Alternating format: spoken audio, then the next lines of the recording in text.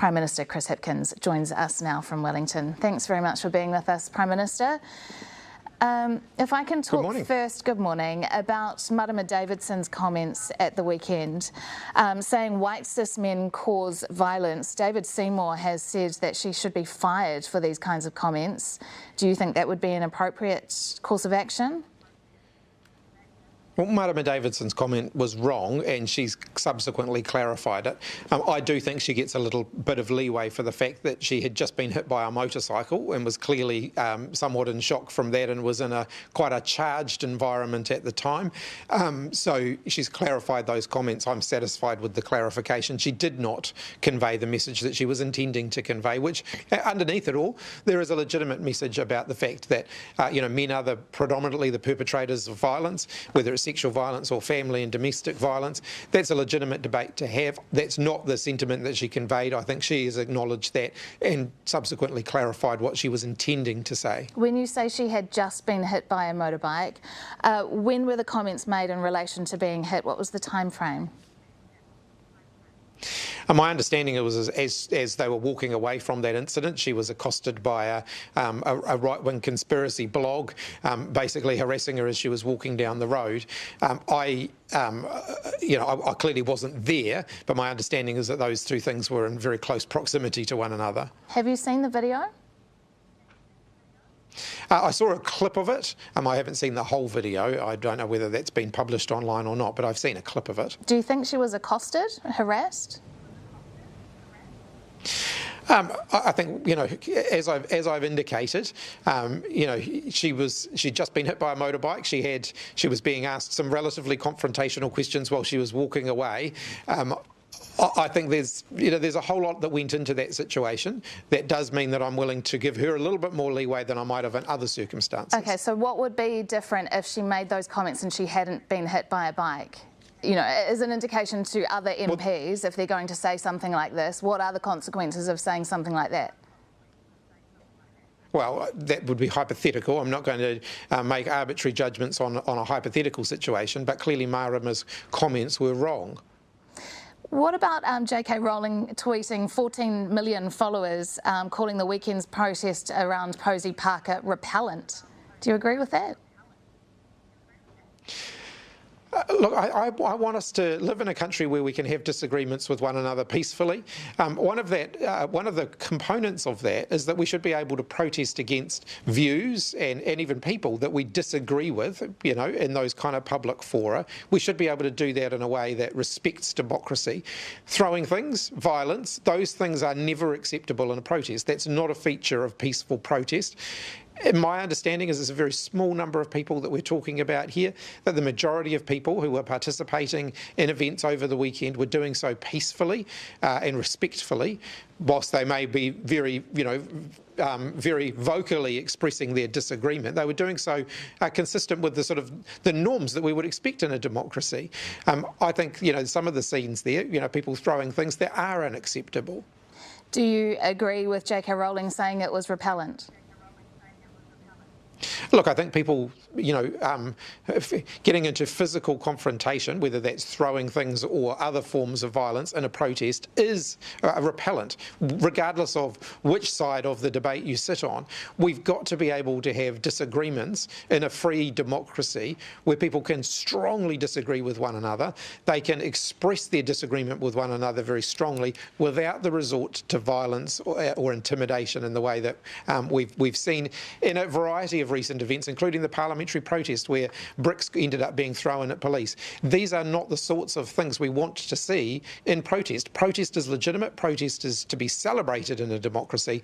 Violence should not be part of that. Okay, but we need to be able to have conversations about polarising topics. You say that should be something that we can still carry out without fear.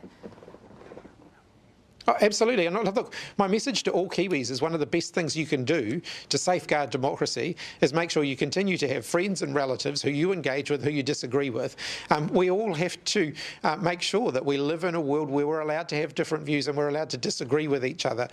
In the modern world, it's very easy to fall into the trap of only associating with people who share the same worldview as you, who share the same opinions as you, and to therefore think that everybody else thinks the same way that you do, when in reality, one of the great things about living in this diverse world that we live in is that people are going to have different opinions. Okay, so Julian Batchelor was holding an anti-co-governance rally tonight.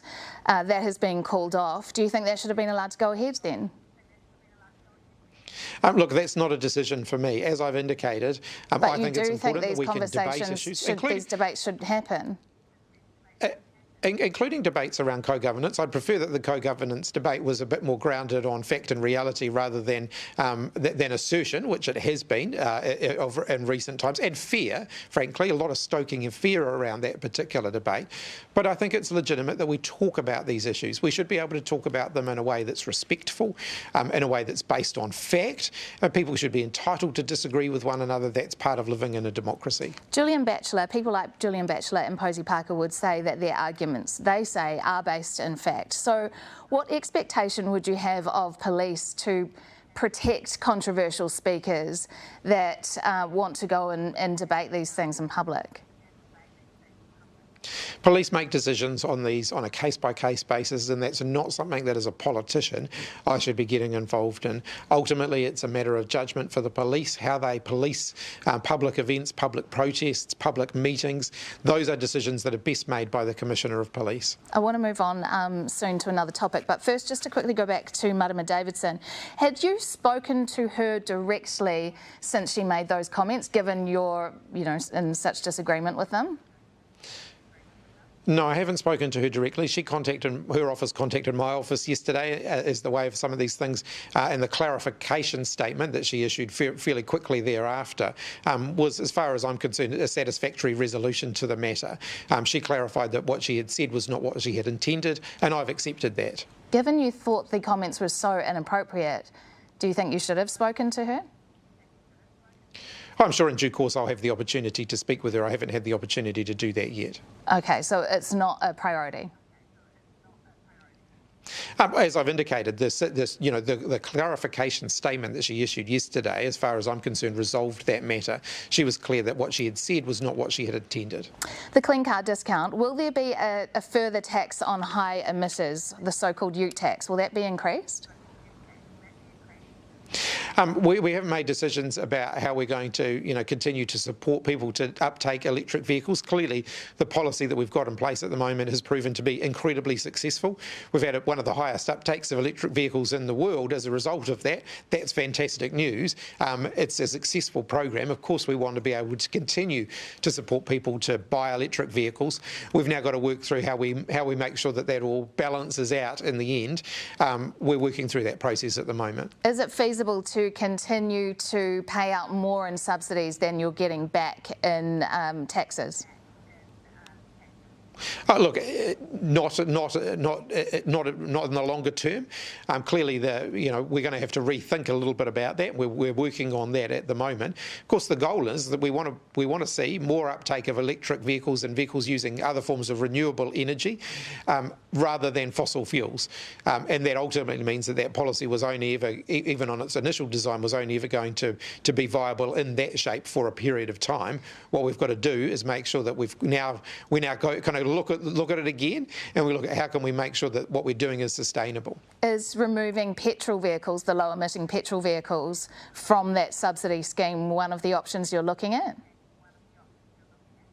As I've indicated, we're working through options. I don't want to rule things in or out on that until we've made decisions on that. But we will come back fairly soon to let people know what the future of it is. Are we going to continue to support people to uptake more renewable energies in terms of their transport needs? Yes, of course, we're going to continue to focus on that. Would that include making it compulsory for EV chargers to be included in every new build? It was revealed this week that was a consideration.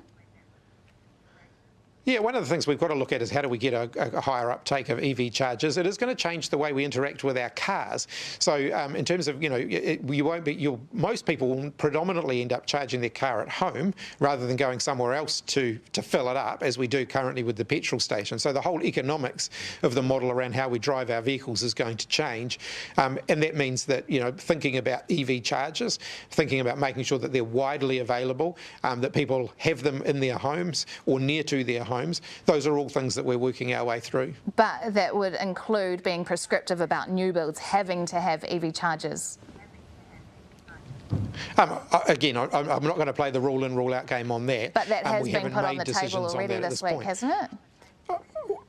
Well, other people have been talking about it. I'm not saying that that's something that government would necessarily push at this point, but I'm not taking options on or off the table at this stage. Just quickly, Nanaia Mahuta, she's been in China recently. She discussed you visiting there this year. I know you're still finalising your timetable, but is it a priority for you to visit China this year? Oh, the China relationship is incredibly important to New Zealand. It's our largest export market. Clearly, there's a lot that rides on that relationship. It was a good meeting between Minister Mahuta and her Chinese counterpart. I think that's very welcome. It was the first in-person meeting at that level since the global pandemic. So I think that's a very welcome thing. If the opportunity arises to go to China, if we can make it work from the perspective of my schedule and their schedules, that will be a good thing. Okay, when would we expect to hear an announcement on that? As I said, as I said yesterday, there's quite a few moving parts in terms of my international travel program. There are a number of other international obligations as Prime Minister that I have. And of course, it is election year, and I want to be here in New Zealand as much as I can as well. So we're just working through the process of balancing all that out at the moment. Prime Minister Chris Hipkins, appreciate your time. Thanks for being with us on AM.